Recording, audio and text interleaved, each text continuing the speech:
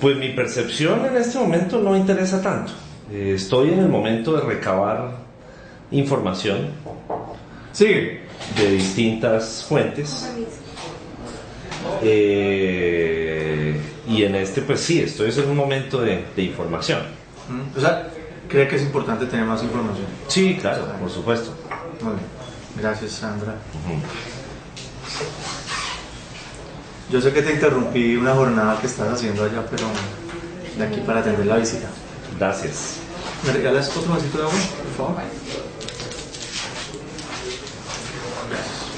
Entonces, sí, bueno, básicamente mi primera pregunta es, ¿estamos en estado de prefactibilidad? ¿Se ha empezado otra instancia? ¿En qué vamos? Nos mantenemos en etapa de exploración, la cual comprende la elaboración, continuación en la elaboración de los estudios de impacto ambiental y de impacto social que se requieren junto con el documento de estudio que determine la viabilidad del proyecto o no, Sí. que sería presentado a la autoridad ambiental y a la autoridad minera finalizando el año 2017. Actualmente nosotros mantenemos actividades de exploración que básicamente es perforaciones para determinar varios tipos de información, 3 tipos de información. Perforaciones de nivel geológico, que son las que están muy avanzadas y son las que determinan el yacimiento, la composición, la morfología, La densidad. exactamente, todo eso para que a través de esta información se pueda determinar, avanzar en la forma de explotar el recurso y determinar la viabilidad principalmente ambiental, social, técnica, económica y financiera. Desde luego, este proyecto, si uno de estos 5 factores no se cumple, va a ser muy complicado que se desarrolle. De hecho, si hace falta uno solo, no debe desarrollarse. Entonces, estamos en eso, esperando que al 2017, noviembre, diciembre, tengamos toda la información y en ese momento se le solicite a la autoridad, al gobierno nacional, la licencia ambiental y la licencia del Ministerio de Minas como permiso para poder iniciar actividades. Explotación. Sí, que sería con esos permisos se avanzaría en la construcción de la mina, la construcción de todo el montaje que se requiere para la operación industrial. Es importante que esto no va a ser solamente una mina, o sea, no se va a sacar un recurso y se va a llevar, se va a exportar. Aquí se va a explotar un recurso que va a luego ser sometido a una transformación industrial. Entonces, por eso, una cosa es la mina y otra cosa es la operación industrial. O sea que en paralelo se montaría una planta. Una industria, sí señor. Y eso es bien importante porque no es un proyecto, desde luego, todo el mundo sabe que no es un proyecto cualquiera, pero no va a ser cualquier operación. Va a ser una operación que va a estar regida por los más altos estándares internacionales de todo tipo, de tipo social, de tipo ambiental, de tipo en seguridad, en derechos humanos, laboral. A la compañía no le interesa tener ningún tipo de brecha en ese sentido, porque todo esto que pueda verse, pueda poner en riesgo el valor de sus acciones, su desempeño internacional, pues desde luego no le interesa tenerlo. Entonces, con base en esos estándares y la legislación colombiana, la compañía está obligada a avanzar en ese sentido. Actualmente ustedes tienen un poco más de 400 títulos mineros en el país. ¿Cuántos específicamente están relacionados con este proyecto? En este momento tenemos títulos mineros para el proyecto La Colosa identificados para trabajar únicamente Cajamarca. O sea, La Colosa nada tiene que ver con Ibagué, nada tiene que ver con el departamento del Quindío. El proyecto La Colosa está enfocado específicamente en Cajamarca. Se está trabajando sobre 6 títulos mineros que están en proceso de integración. y esa es, digamos, el área de la jurisdicción que comprende el proyecto La Colosa. Pero hay un interés en títulos mineros en el río Conveima. No, señor. ¿No? No, señor. Hay títulos mineros que están sobre el cañón del Conveima, que han sido devueltos. Todos los que tienen que ver con el cañón del Conveima, ya se renunció a esos títulos entre el año 2013 y 2014. Okay. Y esa información la puede obtener en la Agencia Nacional de Minería. ¿Cómo hacen esos procesos? La compañía inició el proceso de desistimiento de esos títulos, y digamos que esos son trámites o procesos administrativos que se toman un tiempo, pero la compañía ya manifestó su intención sobre el tema. Ok, perfecto. Una de las preocupaciones justamente que he visto en la comunidad es el tema de tener una presencia en las cabeceras de cuenca. Básicamente estas son las fábricas del agua de todo este territorio. ¿Qué están haciendo para mitigar ese riesgo? Porque el riesgo de una contaminación trabajando tan cerca de la cabecera de cuenca pues es alto. Sí, eso es cierto, y son temores muy válidos por parte de quienes los han manifestado. Estamos en la parte alta de la cuenca del río Coello, específicamente en la subcuenca del río Bermellón, en la microcuenca de varias quebradas, y nuestro equipo del área ambiental hace un trabajo minucioso, riguroso, científico y concienzudo para poder determinar en una posible operación minera e industrial, identificar todos los riesgos asociados a estos procesos que impacten el medio ambiente, y tendrán que identificarse de igual manera cómo se deben reducir esos riesgos, cómo se pueden mitigar esos riesgos, cómo se deben y se tienen que compensar los impactos ambientales, porque impacto ambiental va a existir. Lo importante es que se identifiquen para poderlos reducir, mitigar y compensar. ¿De acuerdo? Entonces, en este momento nuestras actividades son mínimas porque son de exploración.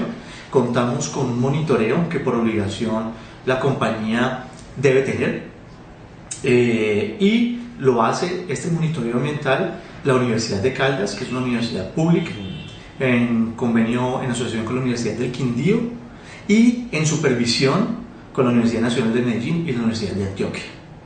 Esas universidades, 4 universidades públicas, son las encargadas de hacer el monitoreo y la supervisión al monitoreo ambiental, que deben terminar en unos reportes que por obligación deben presentarse periódicamente a la autoridad ambiental. Le hace Agencia Nacional de Licencias Ambientales, perdón, en este caso Ministerio de Ambiente. ¿Esos reportes ya han llegado a la autoridad? Llegan periódicamente, llegan 2 o 3 reportes por año. Bien puede consultarlos, son documentos públicos que allá mismo en el Ministerio usted podría tener acceso. Okay. Nos hubiera gustado que hubiera sido con la Universidad del Tolima. Desafortunadamente estos conflictos, estas dificultades que se han presentado al interior del departamento no permitieron que la universidad aceptara la firma de este convenio. No, son un tema que ha sido una discusión básicamente técnica, se ha politizado. Y nos duele mucho, sobre todo a mí como ibaguereño y como tolimense, que el conocimiento, la información que a través de estos monitoreos ambientales que vigilan, monitorean precisamente nuestra actividad hoy en el área donde estamos teniendo actividad, esa información, ese conocimiento se lo estén llevando estudiantes y talento de otras regiones, lo cual hace muy complejo que precisamente se digan o se manifiesten posiciones en contra de un proyecto que apenas está en estudios, que estamos esperando poder terminarlos para hacerle una propuesta a la región y al país, y esa información y ese conocimiento se pierde y se vaya para el talento de otras regiones. Nada más en equipos para apoyar a la Universidad de Caldas, que no contaba con equipos, se tuvo que hacer una donación de cerca de $500,000 en equipos para que ellos pudieran avanzar en esos monitoreos, lo cual, pues, muy bueno por ellos, pero me parece triste para la información que se requiere en la región, para el conocimiento que se requiere en la región. Estamos a 2015, creo que van 5 años de exploración. Van cerca de 8 años. Sí, La así. actividad, el yacimiento se descubre básicamente en el año 2006 y la actividad es de prospección, exploración, prospección 2006-2007 y la exploración arranca a partir del año 2007 a hoy, van ya cerca de 8 años. Ok, en ese periodo me imagino debe haber por supuesto resultados parciales. Sí, ¿Les lleva a ustedes a pensar que la densidad, la presencia de minerales en este momento pinta para que sea factible la explotación? hasta ahora lo que va de los estudios, yo creería que sí, y la compañía creería que sí. Pero todavía faltan 2 años y medio para terminar. Pero lo que hemos encontrado hasta el momento es que sí podría ser viable el proyecto y una información que hace año y medio no se tenía, o sea, ya más de 2 años. Y es que si llegara a llevarse una explotación en ese sector, sería una explotación a cielo abierto, ¿sí? Antes no se podía determinar porque antes no se tenía información suficiente. Así como de pronto si hay algunas preguntas que de pronto no le pueda responder es porque todavía no hemos avanzado en los estudios para eso. Se lo digo lo de la explotación minera a cielo abierto es porque solamente hay 3 opciones, o subterránea, o a cielo abierto, o mixta. Y hasta hace 2 años no se sabía porque se estaba avanzando en la obtención de la información. Entonces, por eso digo que pues creíamos que sí, pero ¿cómo? ¿Cuánto? ¿Hasta cuándo? Tenemos unas estimaciones, unas proyecciones. Pero con un potencial, no sé si mayor o por lo menos cercano a, por ejemplo, las densidades de Marmato. No conozco las densidades de Marmato. Aquí estamos hablando de una densidad en promedio de 1 gramo por tonelada. Sí. Sí, creo que Marmato está en 2.5. Ok. Y creo que la explotación de Marmato, no tengo conocimiento de mucho, pero creo que son minerías en socavón, ¿no? Sí. Es diferente el tipo, porque tengo entendido que es por beta. Aquí esto es un pórfido, lo que quiere decir es que el recurso mineral está diseminado en la roca, lo cual hace que la técnica para explotar el recurso pues sea diferente. Sí.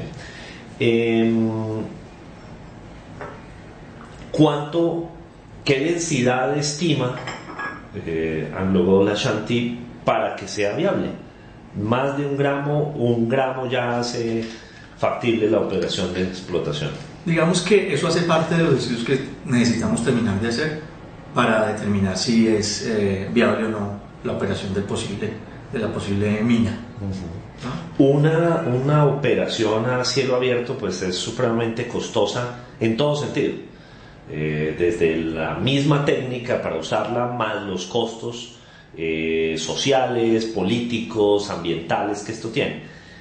Imagino que eso está entrando dentro de los cálculos que hacen ustedes para poder llegar a tomar esa decisión, pero ¿no creen que ya precisamente, por lo menos en costos ambientales, la sola técnica ya es un riesgo grande para la región? Eso hace parte precisamente de lo que hace falta por terminar de hacer para determinar si es viable o no el proyecto. Porque si el proyecto da viabilidad ambiental con una viabilidad financiera muy baja, pues no es negocio. ¿De acuerdo? Entonces debe haber un equilibrio. Y precisamente por eso es importante que el debate, no que se evite, pero el debate debe tener ese equilibrio y esa, digamos, tener en cuenta esta información. Solamente hasta que el proyecto esté listo, con los estudios terminados, y que se le pueda decir al país y a la región y a la localidad de Cajamarca específicamente si es viable, por qué sería viable y cómo se desarrollaría, solamente en ese momento podemos determinar con exactitud. Como le digo, a hoy tenemos unas proyecciones, una información, ya sabemos que si es mina, que si es aprobada, sería una mina a cielo abierto. También sabemos que esa proyección que tenemos nos está dando un tiempo aproximado de operación, bueno, primero de construcción de 4 años aproximadamente y un tiempo de operación de 31 años. Eso es lo que hoy nos dice el modelo. Hoy es un modelo totalmente diferente al que tuvimos hace 2 años. Hoy estamos más cerca, digo yo, que casi que en el modelo definitivo. Hace 2 años, cuando yo ingresé a la compañía, había un modelo donde la mina se ubicaba en Cajamarca, la planta de trituración se ubicaba en Cajamarca, pero se proyectaba también una banda transportadora que llevaba el material triturado a través de un túnel De 36 kilómetros. Sí, hasta Ibagué.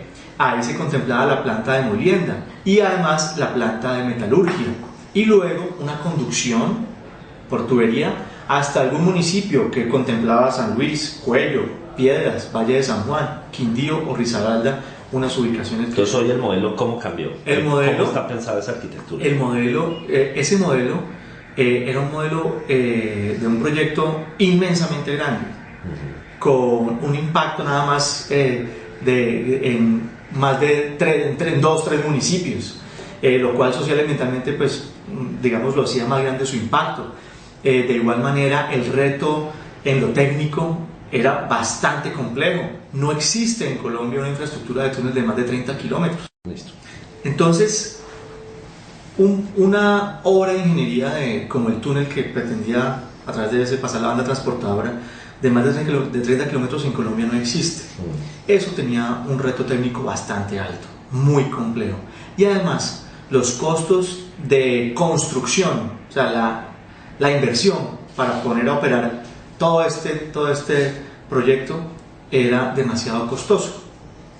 Entonces, a lo que hoy es a lo siguiente: se habían identificado varias alternativas del modelo del proyecto, varias alternativas para determinar el modelo de explotación, en este caso 3: subterránea, mixta o a cielo abierto. Modelos o tecnologías para la trituración, para la molienda, modelos y tecnologías para el procesamiento y la recuperación y beneficio del mineral, modelos para conducir el residuo del proceso, alternativas para identificar la ubicación de esos depósitos para los residuos del proceso. En fin, todo eso sumaba más de 90 alternativas. Cuando se inició en el municipio de Piedras, se iba a iniciar unas actividades, se alcanzó a empezar un poco de perforación para hacer unos estudios geotécnicos y determinar si ese suelo era viable o no para ubicar una posible infraestructura para la colosa, que, por lo que usted ya sabe, hubo una presión social y política muy fuerte que impidió que eso siguiera adelante. Se replanteó por instrucción de la casa matriz en Sudáfrica el modelo del proyecto. Primero que todo, porque pues, era un proyecto que técnicamente era muy complejo para desarrollar. Era una apuesta bastante arriesgada y además financieramente era bastante elevado el costo. Y si nos hubieran permitido avanzar en esas perforaciones en Piedras, ya hoy el proyecto allá estuviera descartado. ¿Por qué? Por la misma situación que le digo, el reto técnico y el reto financiero. Ese proyecto, como se lo planteaba en ese sentido, costaba cerca de 13 billones de pesos. Hoy, el proyecto se concentra únicamente en el municipio de Cajamarca, en un área unificada de 970 hectáreas. Cajamarca tiene 52.000 hectáreas, esto equivale a menos del 2% del área de Cajamarca. Y pues desde luego pues el proyecto cambia. Ese proyecto que pasaba por 2, 3 o 4 municipios, hoy se concentra solamente en uno. Ese proyecto que abarcaba un área de influencia social, ambiental y económica tan grande, pues ahora se concentra solamente en Cajamarca. Y pues desde luego hizo que los costos financieros se disminuyeran sustancialmente. Hoy el proyecto se estima en 5 billones de pesos. Entonces, como le digo, el tema de identificar alternativas para un proyecto, los que entienden de proyectos, cuando está un proyecto en prefactibilidad, es sinónimo de cambio, porque uno lo que analiza son modelos, combina las alternativas, las cruza, vuelve y las evalúa, las pone a jugar otra vez, y los modelos se van descartando hasta que se va llegando al más cercano. Hoy estamos en la compañía, en el proceso muy cerca del modelo definitivo, en un proyecto totalmente concentrado en Cajamarca, en un área muy pequeña, ¿sí? Y que desde luego es mucho más económico. Entonces, ya hoy cualquier otra alternativa está totalmente descartada, fuera del municipio de Cajamarca. Hoy lo que ustedes están diciendo es que el proyecto no ocuparía más de 70 hectáreas. 970 hectáreas. Sí, señor. En algún momento circuló la cifra de 19.000 hectáreas. No, Estamos hablando de la anterior. No, es que son especulaciones. Son especulaciones porque combinan áreas de títulos mineros con áreas de operación y de trabajo con la huella del proyecto. Entonces,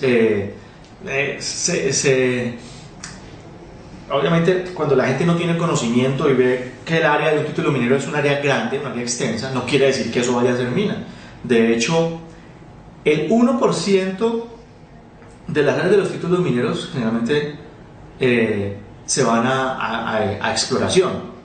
Y el 1% de esas áreas que se van a exploración generalmente se pueden convertir en mina. O sea, es una mínima proporción. Pero usted lo que sabe en promedio sucede de los títulos mineros sí, que se puedan convertir en mina. Claro, pero usted sabe que el impacto no lo genera únicamente la construcción de la mina. Está precisamente donde se hace el tratamiento de lixiviados, donde se hace la trituración, donde se hace el beneficio, una cantidad de operaciones conexas a la actividad extractiva. Así es. Todo eso genera un impacto y todo eso, por ende, ocupa un espacio. Así es. Estamos hablando de que Todo no pasa de 970. 970 hectáreas. Y hay algo importante que no conoce mucha gente, a pesar de que lo hemos difundido a todas las instancias, en las comunidades en Cajamarca, en los barrios, en los colegios, en sectores productivos del comercio, de la ganadería, de la agricultura, en las veredas. Y es que hay un manual, la legislación colombiana contempla el manual de compensaciones. Y para este caso, estos casos de operaciones como la que se podría hacer la colosa, obliga que el área que ocupe el proyecto, además de ser recuperada y devuelta o entregada, restaurada en iguales o mejores condiciones que las que se recibieron, obliga además a hacer una compensación ambiental de 8 veces esa huella. O sea que si estamos hablando de cerca de 1.000 hectáreas de ocupación física del proyecto, quiere decir que eso nos obliga a recuperar, restaurar cerca de 8.000 hectáreas que esperamos en el momento de la licencia, si nos la otorgan, sean intervenidas esas cerca de 8.000 hectáreas en la misma cuenca del río Coello, que hasta hoy nadie se ha preocupado de manera contundente por ella. Los agricultores de la parte baja de la cuenca se han dedicado a usar el agua, a consumirla, y no se han acordado de dónde viene su agua. Ahora sí se acuerdan. Y hoy hay un conflicto en la cuenca del río Coello por agua. Hoy no tienen agua. Se tienen que pelear los canales de irrigación para poder hacer sus cultivos. Y la colosa no existe. La colosa no está operando. Se decretó el agotamiento del recurso hídrico de la cuenca del río Coello por parte de la Corporación Autónoma Regional desde hace varios años, y no se ha hecho nada hasta ahora por remediar ese gran problema. Sencillamente se decretó el agotamiento del recurso hídrico y se bloquearon el otorgamiento de las concesiones de agua, pero nadie ha hecho nada por eso. Pero lo que sí sabemos es que solamente el 30% de los usuarios de la cuenca son legales, el 70% no. ¿Y qué ha pasado ahí? ¿Sí? Y no quiere decir eso que se tengan que terminar las actividades productivas agropecuarias. No. ¿Qué quiere decir esto? Que debe haber un trabajo conjunto entre todos los sectores productivos, incluyendo quienes consumimos aquí en Ibagué el agua, en los municipios que dependen de la cuenca del río Coello, para tratar de darle solución al tema. Y creemos que la colosa puede ser parte de la solución de esas necesidades. Hoy, ¿cuál es el uso que tiene el proyecto del agua? Tenemos dos concesiones que suman 4 litros por segundo, otorgadas por la Corporación Autónoma Regional. Nosotros no usamos más de 1.3 litros por segundo. ¿Sí? Cuando requerimos mayor cantidad de agua, o sea, tienen autorizado hasta 4 y dice que usan hasta 1. No hemos usado más de 1.3 litros por segundo. En algunos momentos hay zonas de la exploración donde no tenemos acceso a esas concesiones. Sí. Se requiere mucha más agua porque la roca está muy dura para la perforación, algún tema. Nos ha tocado traer el agua comprada desde el acueducto de Girardot. Eso es lo que hoy se consume de agua. Y en operación, si la mina llegara a ser aprobada para la operación minera y para la operación industrial, se requerirían en total 0.5 metros cúbicos por segundo, que es menos del 1.5% del caudal promedio de la cuenca del río Cuello, que es lo mismo que consume una finca arrocera en la meseta de Ibagué o en el Espinal, una finca de 500 hectáreas de arroz. Es exactamente lo mismo. Pero se estima también que son niveles comparables también a lo del consumo mínimo vital de las familias. Es exactamente igual a lo que consume hoy una finca arrocera de 500 hectáreas. Tenga presente que la Usocuello, tengo entendido que cultivan cerca de entre 15 y 20 mil hectáreas. Haga la multiplicación. En este caso, la Colosa solamente usaría el equivalente a 500 hectáreas de una finca arrocera y no más. Y usaría, no consumiría, porque resulta que dentro de nuestro plan de trabajo tenemos contemplado recircular por lo menos el 70% o más, ¿sí? Actualmente tenemos garantizado que el 60%, ya los estudios nos dicen que podemos recircular el 70% y creemos que podríamos llegar al 80% de recirculación, es decir que solamente requeriríamos, pues imagínese usted, menos de cerca de 100.15 metros cúbicos por segundo. Esa es la realidad de la información, con los estudios que tenemos, de la información que tenemos hasta ahora de lo que sería el consumo y el uso del agua en una operación minera e industrial. ¿Qué aprendizajes o qué... Sí, al final, ¿qué les dejó que hubiese ocurrido el tema de la consulta popular en Piedras? Miren, que la compañía tuvo serias equivocaciones, que el gobierno nacional debe acompañar desde un principio con presencia en las localidades estos procesos, porque es que esto es un negocio del país. El recurso mineral es propiedad del Estado y lo administra el gobierno nacional. Ante la incapacidad del gobierno nacional de explotar el recurso, busca un operador para que investigue si es viable o no explotarlo y le da el derecho de que si encuentra debilidad lo pueda explotar. Comparable totalmente con una concesión vial. Las APPs que son en Colombia, las asociaciones público-privadas, ante la incapacidad del gobierno nacional de poder construir esas dobles calzadas que tanto necesita el país para la competitividad, contrata, le concesiona o le otorga a un operador privado la construcción para que luego se repague con unos peajes. Es exactamente lo mismo.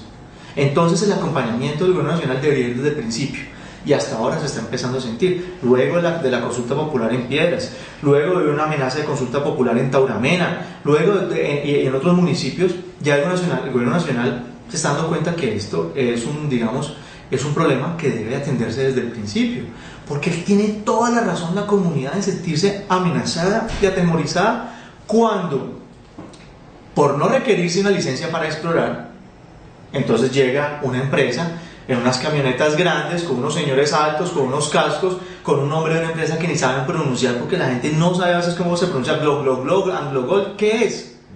Entonces si van a decir, no, mire, es que esto es legal porque yo no necesito permiso. Para un campesino eso puede ser legal, pero no es legítimo.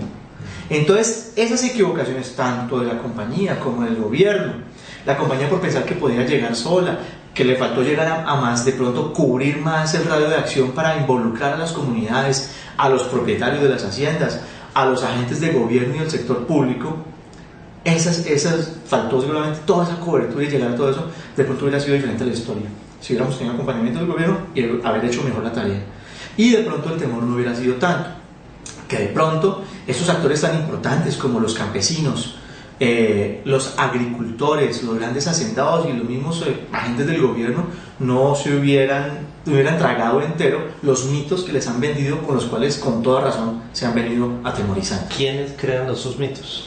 Bueno, hay digamos agentes de un sector ambientalista muy radical que generaliza y habla de la minería en general, ¿sí? Y que trae experiencias tan negativas que hemos vivido en Colombia con el tema del oro.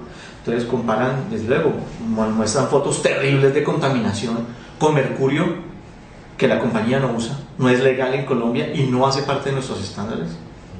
Con cianuro mal manejado, el único producto seguro. Que ustedes sí usan. Claro, el único producto seguro para producir oro es el cianuro, es una solución de cianuro de sodio con agua. ¿Sí? Pero usan el cianuro mal usado, sin ningún tipo de control a todos estos riesgos, explosivos sin control, desorden social, bandas criminales, prostitución, extorsión, chantaje, niños trabajando, alcoholismo, mujeres golpeadas. Entonces mezclan todo eso con una devastación ambiental muy seria. Para nadie es un secreto que hoy el principal factor de financiación de los grupos subversivos en Colombia es el oro y no el narcotráfico. Porque uno puede cargar un gramo o una onza de oro en un bolsillo, en un morral, pero usted no puede cargar un gramo o un kilo de cocaína en el morral. ¿Sí? Entonces mezclan y meten en la misma bolsa la extracción criminal de recursos con la minería. ¿Sí? Además, comparan Cajamarca, Perú, una experiencia de una operación que nada tiene que ver con el Golfo. Nosotros no tenemos operaciones en Perú. Nosotros los invitamos a que vayan. Operaciones en Estados Unidos. Bueno, esta mina de Estados Unidos ya se vendió el mes pasado, hace 2 meses. Allá estuvo una operación exitosa, premios ambientales del gobernador de Colorado en la mina en Denver, en la oficina, en Argentina, en Brasil 2 operaciones, en el estado más agricultor del Brasil, donde más café se produce, en medio de las grandes fincas, las grandes haciendas productoras, se ve el hueco de la mina, se ve la operación industrial, se ve el desarrollo agropecuario, se ve un municipio desarrollado y se ve una ciudad como Belo Horizonte a cerca de 2 horas totalmente desarrollada. ¿Sí? En Australia y en varios países de África. Entonces, les venden unos mitos a la gente que tienen toda la razón en asustarse, pero pues estamos en la tarea de desmitificar y de pedir que nos permitan un debate equilibrado, porque a veces donde hemos tratado de llegar, ¿Y estos grupos? A veces donde hemos tratado de llegar, algunos de estos grupos han intimidado a los actores donde queremos llegar y les han impedido que nosotros hablemos. Entonces, al impedir que nosotros hablemos, no nos dejan llegar con nuestra versión, con nuestra información, que es nosotros diferente a esta que les estoy dando. Y en la medida que vayamos obteniendo más información, la iremos contando. No tenemos ninguna prevención. Lo que sí no podemos es decir o anticiparnos a los hechos. ¿Sugiere usted que hay alguna motivación diferente en estos grupos ambientalistas? Pues mire, hay gente que realmente por convicción siente que es así, evidentemente. Hay gente que tiene argumentos y que es respetuosa en la forma en que se refiere a manifestar sus posiciones que no son iguales a las nuestras. Y las respetamos y las valoramos y las necesitamos porque nos sirven para mejorar. Hay otros que es evidente que dependen o ven como ahí un modus vivendi. Hay otros que evidentemente ven ahí una oportunidad política para pelechar políticamente. Y todo eso mezclado pues hace que crezca la desinformación y la mitificación de esta actividad, que como les digo, bien hecha, con responsabilidad, como yo la veo acá, como ibaguereño y como tolimense. Yo no tengo ni plata, ni tengo propiedades, lo único que tengo es un nombre y un apellido que pienso conservar. Y como ibaguereño y como tolimense, en el momento en que yo vea algo que no me guste, que no pueda corregir, que no pueda cambiar o que no pueda mejorar, en ese momento no tengo ningún inconveniente de dar un paso al lado. Pero aquí en esta empresa, con orgullo, además lo digo, no encuentro sino gente comprometida con su trabajo, en querer hacer las cosas bien. Encuentro gente con la mejor calificación técnica, tecnológica y profesional, tanto de Cajamarca, donde más del 90% de nuestros operarios en campo son de Cajamarca, donde ahora más del 60% de todos los empleados del proyecto somos tolimenses y vamos creciendo, y un gran talento colombiano y parte muy pequeña de un talento internacional, de excelencia académica y compromiso con su trabajo. Y se lo digo con orgullo, de verdad, no podría trabajar en una empresa donde no esté tranquilo y orgulloso. Y en este momento, hasta lo que he visto hoy, que cumplo en 15 días, 2 años, puedo decir con total tranquilidad que esta empresa se preocupa por hacer las cosas bien. Muchas compañías buscan tener una incidencia política para poder lograr tener un respaldo para su operación.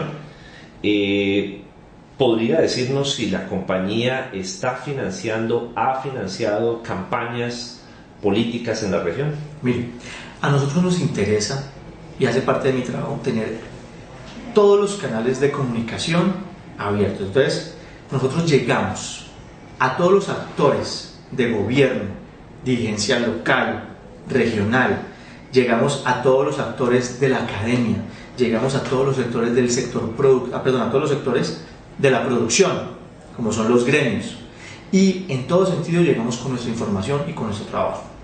Sobre el tema de las campañas políticas, a nosotros nos parece que debemos participar en la medida en que los mecanismos legales lo permitan. Y en ese sentido, no le puedo decir que no lo haríamos, ni que no lo haremos, pero que en la medida en que la ley lo permita, nos interesa participar, pero a través de la institucionalidad y no personalizado. Es decir, a través de los mecanismos que establece la ley, a través de la institucionalidad, a través de partidos políticos. O sea que se acercarían a un partido político eventualmente y podrían llegar a patrocinar campañas. Participar, acompañar los procesos democráticos. Bien. Hoy esto está pues obviamente generando pues muchas dificultades y es probable que las comunidades, los grupos ambientalistas, otras fuerzas vivas sigan oponiéndose al proyecto. Hoy, ¿qué les dice usted a esas agrupaciones, a esas organizaciones de base civil? Que son muy importantes para nosotros, pero necesitamos un debate que le aporte de verdad a la región. Hay una frase trillada: sí a la vida, no a la mina. Eso no aporta. El agua vale más que el oro. Eso es indiscutible. Lo que debemos hacer es buscar espacios donde les podamos aportar a la región. En este momento el Tolima está cerca de la inviabilidad económica.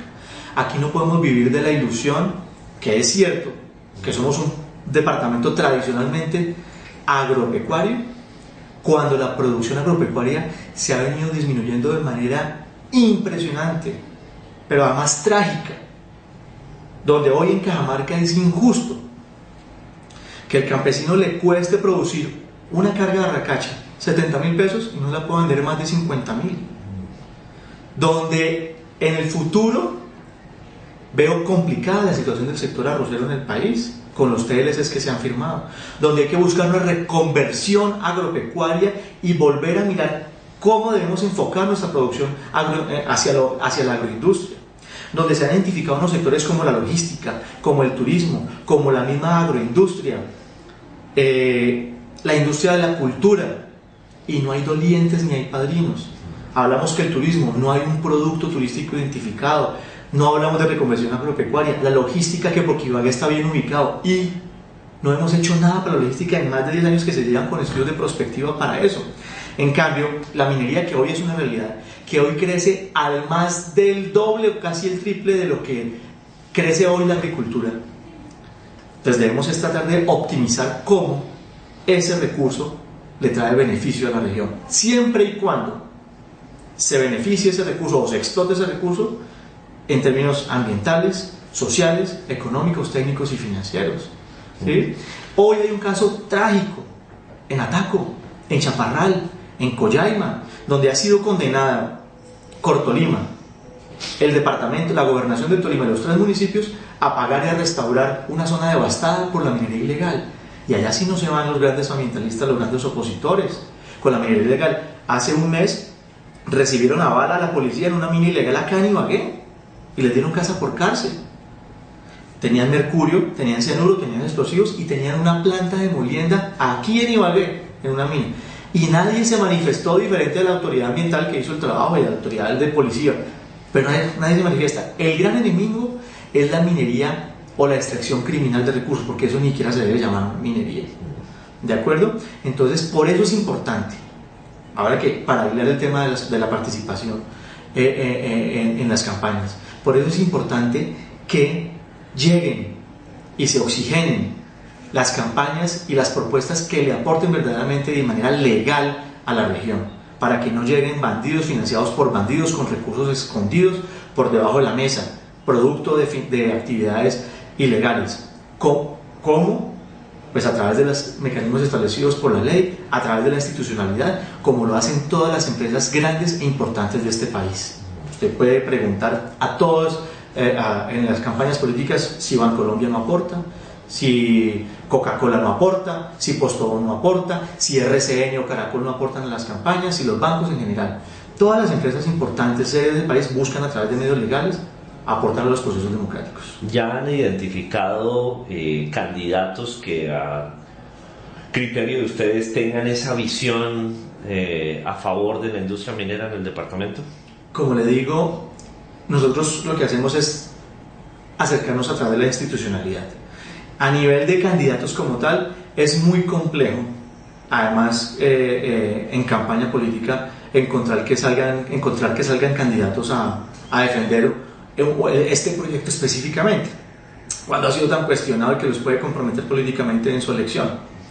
Pero lo que sí hemos visto es que se ha avanzado mucho en bajarle el tono al tema de la colosa. Antes la colosa era algo que salía en noticias negativas 2-3 veces por semana, y eso se ha logrado porque hemos avanzado en que habíamos ocupado de una manera masiva o invasiva los medios de comunicación, digo yo, hasta hace 2 años hacia atrás, con pauta comercial, y eso hostigaba a la gente. Se veía mucha propaganda, se leía todo eso, y se trató de dejarle a la gente como los espacios para que pudiera reflexionar de mejor manera y mejor llegarle a través de la información, tratar de desmitificar toda esta desinformación y avanzar en un contacto con la gente más cercana. Sí. Entonces, así y todo, sigue habiendo mucha prevención frente al tema, pero se ha logrado bajar el tono, digamos, la grosería. Fíjense que salimos a la calle uniformados, nadie nunca en estos 2 años que yo llevo trabajando en la compañía me ha cogido en la calle y se ha metido conmigo en lo personal. Sí tengo matoneo diario por las redes sociales, pero digamos que eso hace parte de los gajes del oficio, porque hay gente que se dedica a eso, a intimidar a la gente, y es lo que hace que se atemoricen algunos y se prevengan frente a aceptar por lo menos recibir información. Entonces eso lo hemos avanzado y hemos superado muchas barreras. Sí, hay otro tema y es, perdón que me salga un poco como de lo que estábamos hablando, pero en cuanto a lo que hay en las montañas, ustedes, los títulos son, corríjame, para oro. Los títulos son para obtener información geológica de lo que hay en el subsuelo. Okay. O sea, ¿ustedes estarían interesados en extraer otros minerales en caso de encontrarlos? Yo le doy un ejemplo. Nosotros tenemos 3 proyectos en Colombia, ¿sí? 2 en Antioquia y 1 en Tolima, que es la colosa. En Antioquia tenemos uno en el municipio de San Roque y otro en el municipio de Jericó. En el municipio de San Roque estamos en el proceso de licenciamiento. Esperamos tener la licencia antes de la mitad del año, el año entrante. Y si se aprueba esa licencia, sería para una mina de oro a cielo abierto, y sería el proyecto de minería de oro a cielo abierto más grande del país que hasta ahora se haya otorgado permiso. Se llama Gramalote, en el municipio de San Roque. El otro proyecto se llama Quebradona, en el municipio de Jericó. Ahí se encontró en la exploración oro, pero se encontró que había mayor interés, había mayor potencial de cobre, ¿sí? Entonces, en ese sentido, se está avanzando en la información porque es un proyecto que apenas está arrancando, y en la medida que se avanza en la información, pues se determinaría qué es más viable o cómo se debe explotar, o si no hay necesidad si no es negocio explotar el oro y si el cobre, o sin ninguno. Hoy, por supuesto, con 8 años de trabajo allí y habiendo resultados parciales, ¿qué se ha visto? Coltán, molibdeno. Se han encontrado diferentes tipos de metales. Plata, cobre. Sí, todos esos, digamos, aquí metales que están asociados a donde hay yacimientos de estas características. Pero en este caso el interés es oro. No hay un interés diferente a la explotación de oro. Okay. Hoy, producto de la fase de exploración, por supuesto, pues se encuentran oro. ¿Qué está pasando con ese oro? No, pero es que es un oro, como le digo, las densidades son muy bajas, de 1 gramo por tonelada, que la única forma de explotarlo sería con una explotación a cielo abierto. Lo que se hacen son perforaciones que son de un diámetro de ser un poquito más ancho que este vaso, cerca de este diámetro es de hasta 4 o 6 pulgadas o un poco más, 8 pulgadas, y lo que hace es extraer núcleos de roca, Sí. núcleos de roca incluso, creo que tenía por acá una foto. Y eso realmente lo que se hace son testigos, se parten por la mitad de forma longitudinal, se guardan testigos acá en nuestras bodegas y los otros se mandan a los laboratorios para que nos puedan dar la información que necesitamos saber sobre la composición del yacimiento. Solamente tenía algo por acá. Miren.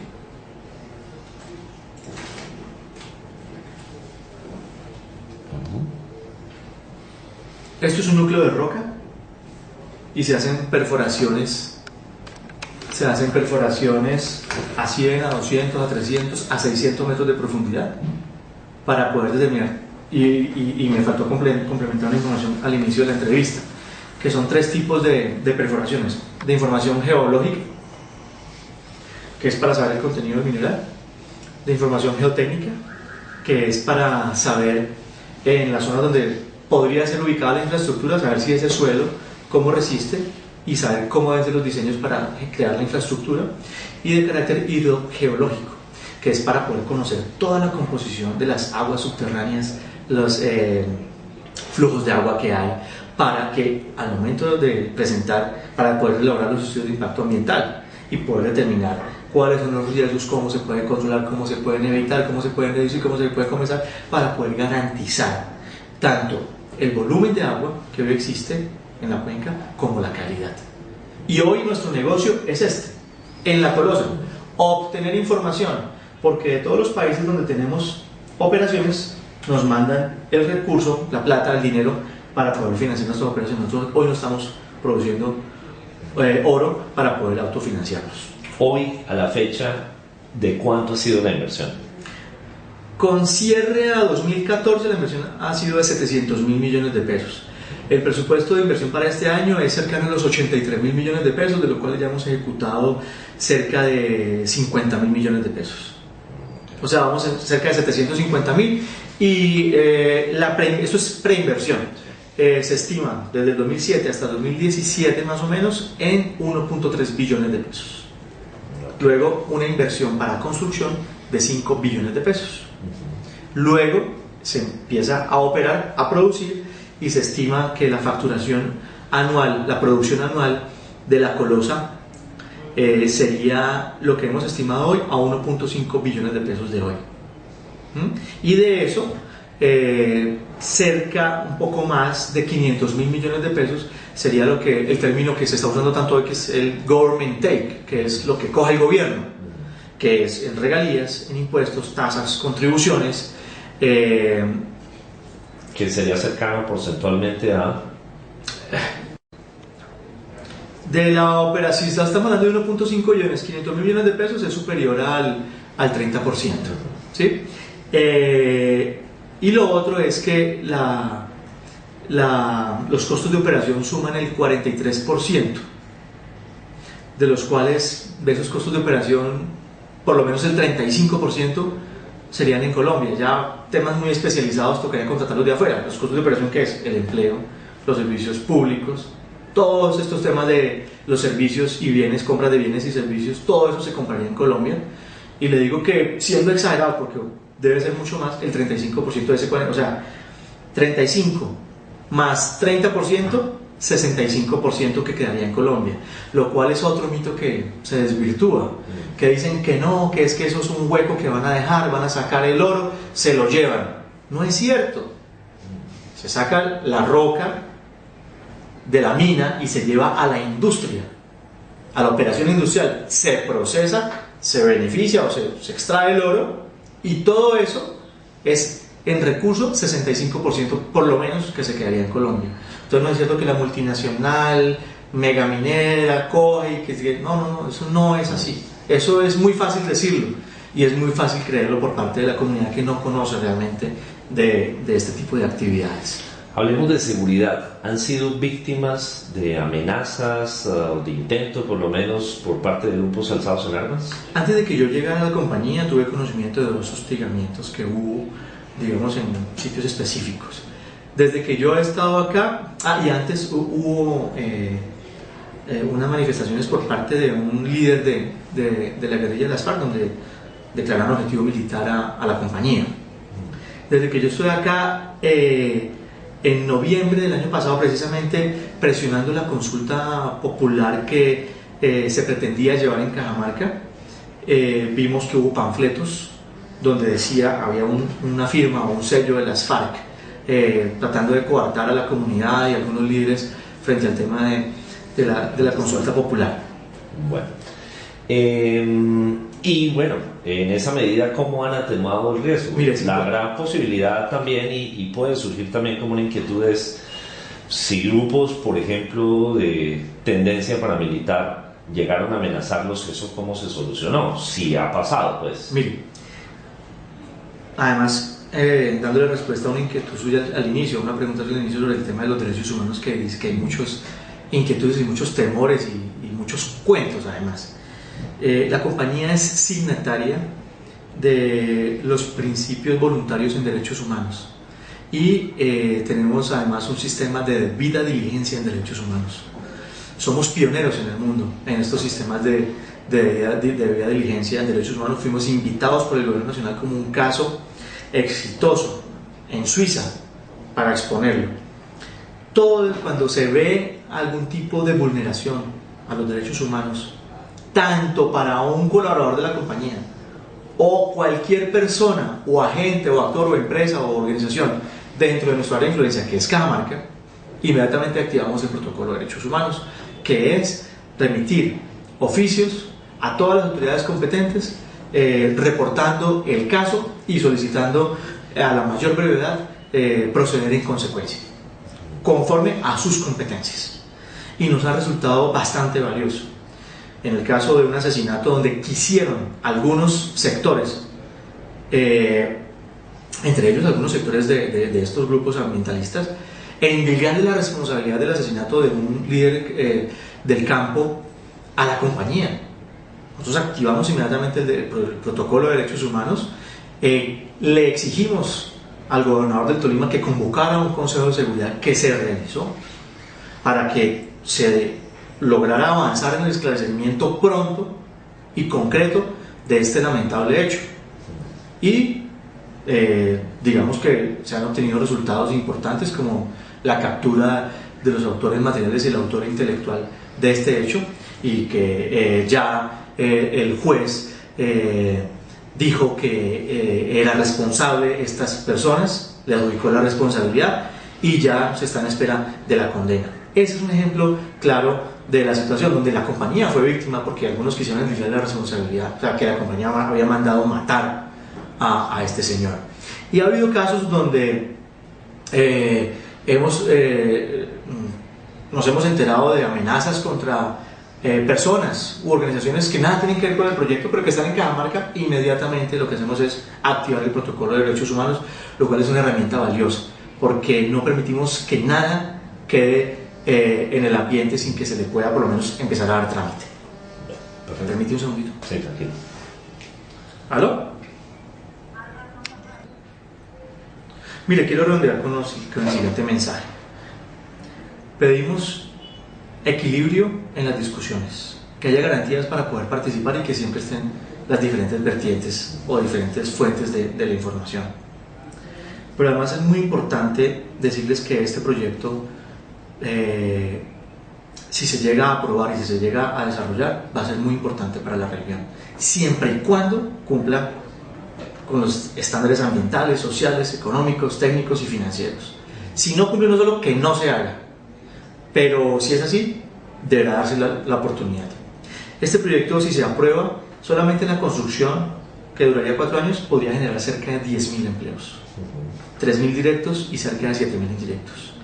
En operación, generaría cerca de 2.000 empleos, cerca de 500 directos y unos 1.500 indirectos.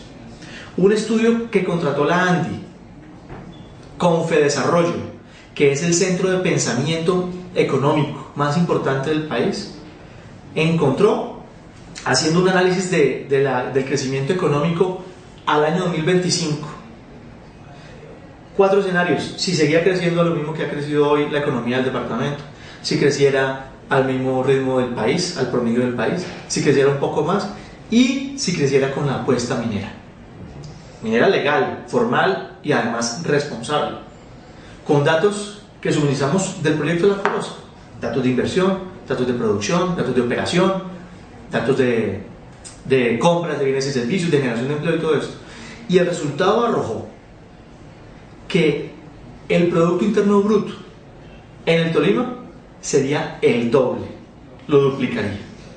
Entonces, si este proyecto cumple con los estándares ambientales, respeta el medio ambiente, respeta a la comunidad, cumple con todo lo que tiene que cumplir a nivel de ley colombiana y a nivel de estándares internacionales, este proyecto sería un motor cierto de reactivar la economía del departamento. Es, digamos, el sector que por lo menos tiene certeza, se tiene certeza que podría avanzar en ese sentido.